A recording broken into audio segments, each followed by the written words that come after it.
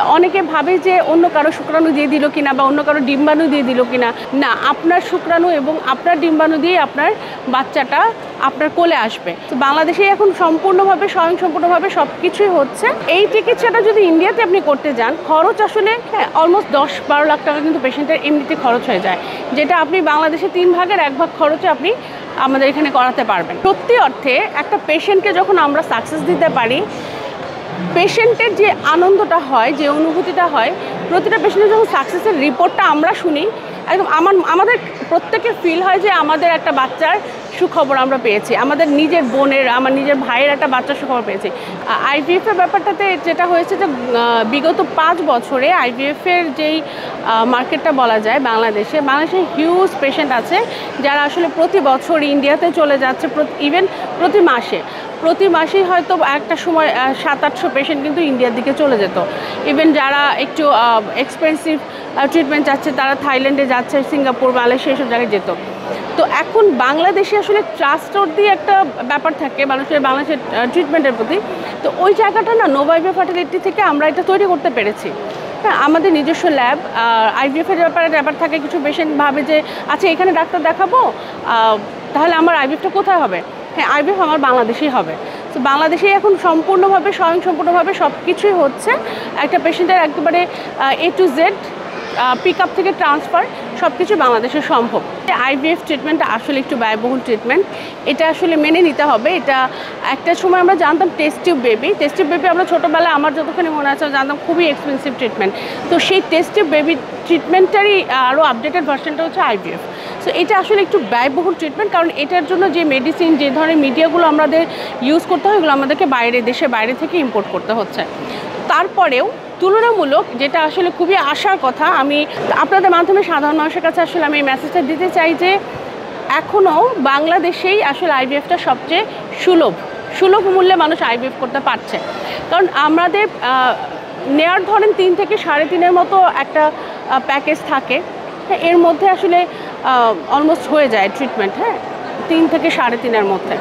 তো এই চিকিৎসাটা যদি ইন্ডিয়াতে আপনি করতে যান, খরচ আসলে চিকিৎসার খরচটা এইরকমই, কিন্তু আপনার আসা যাওয়া, ওখানে একটা দীর্ঘ সময় থাকা, পেশেন্টকে হয়তো বা 2 বার করে যেতে হচ্ছে, সাথে অ্যাটেন্ডেন্স যাচ্ছে, হ্যাঁ, অলমোস্ট 10-12 লাখ টাকা কিন্তু পেশেন্টের এমনিতে খরচ হয়ে যায়, যেটা আপনি বাংলাদেশে 3 ভাগের 1 ভাগ খরচে আপনি আমাদের এখানে করাতে পারবেন।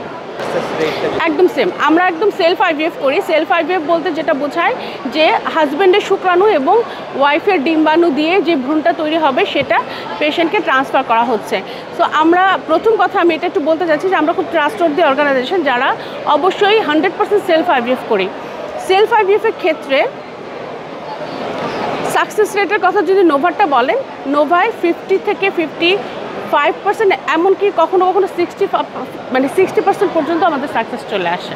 ইসলামী দৃষ্টিকোণ থেকে এটার ব্যাখ্যাটা দিতে গেলে এক একজন এক এক রকম হয়তো বা দিতে পারেন। যে অনেকে ভাবে যে অন্য কারো শুক্রাণু দিয়ে দিল কিনা বা অন্য কারো ডিম্বাণু দিয়ে দিল কিনা, তো আমাদের কাছে হয়তো ব্যাপারটা ক্লিয়ার থাকবে না, সে অর্থে অনেকে এটাকে হারাম মনে করতে পারে।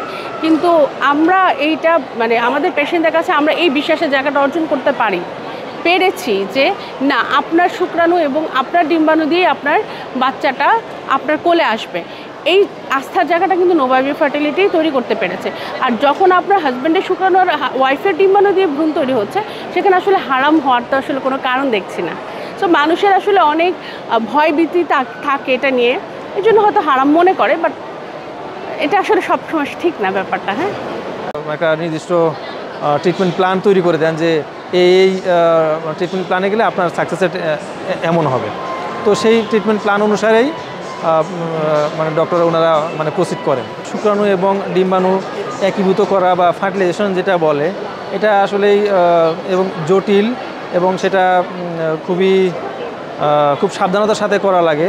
কারণ হলো যে এই ভ্রূণ তৈরি করার সময় শুক্রাণু এবং ডিম্বাণু এগুলো আসলে অনেক প্রেসাস, ডিম্বাণুগুলা যাতে কোনো কারণে নষ্ট না হয় বা ভ্রূণ তৈরিতে কোনো সমস্যা না হয়, সারাক্ষণ এগুলোর দিকে আমাদের মনোযোগ দিতে হয়। এবং কোনো নিয়মকানুন কোনো দিকে আমাদের যাতে ভুল না হয়, এবং সেটা ইক্সি বা ইন্ট্রাসাইটোপ্লাজমিক স্পার্ম ইনজেকশন, সেই ক্ষেত্রে আমরা খুবই মনোযোগ দিয়ে করার কারণে আমাদের ভ্রূণ যাতে খুব ভালো মানের ভালো কোয়ালিটির হয় আমরা সেই দিকেই লক্ষ্যটা করি। তো আসলেই এটার উপরেই মূলত নির্ভর করে একটা পেশেন্টের সাকসেস রেট। ভালো ভ্রূণ হলে সাকসেস হওয়ার সম্ভাবনা খুব বেশি, আর যদি ভালো ভ্রূণ না হয় তাহলে সাকসেস হওয়ার সম্ভাবনাটা কিছুটা কমে যায়। এক্ষেত্রে আবার এর সাথে আরও অনেক কিছু কারণ জড়িত থাকে, পেশেন্ট ফ্যাক্টরও থাকে অনেক। পেশেন্টের বয়স একটা খুব ইম্পর্টেন্ট ফ্যাক্টর হিসেবে কাজ করে। বাংলাদেশে ঢাকা শহরে এবং চট্টগ্রাম শহরে, সাথে আমি বলবো খুলনা শহরে, এই 3 বিভাগীয় শহরেই আইভিএফ ট্রিটমেন্ট হচ্ছে। সাথে সাথে এখন আবার সিলেটেও হচ্ছে। তো আমরা স্থানীয়ভাবেই চাইলে আমরা যারা যেই বিভাগের আমরা বাসিন্দা, আমরা সেখানে যদি ট্রিটমেন্ট নেই, আমাদের থাকার খরচটা আসলে আমাদের খুব কমের মধ্যে হয়। শুধু ট্রিটমেন্ট খরচটাই মূলত আমাদের বলা যায় যে এক্ষেত্রে প্রযোজ্য। থাকার খরচ অত বেশি লাগে না।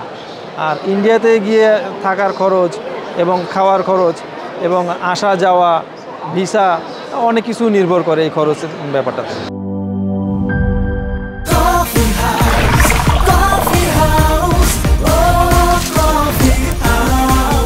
কফি হাউস, প্রতি চুমুকে আড্ডা জমে।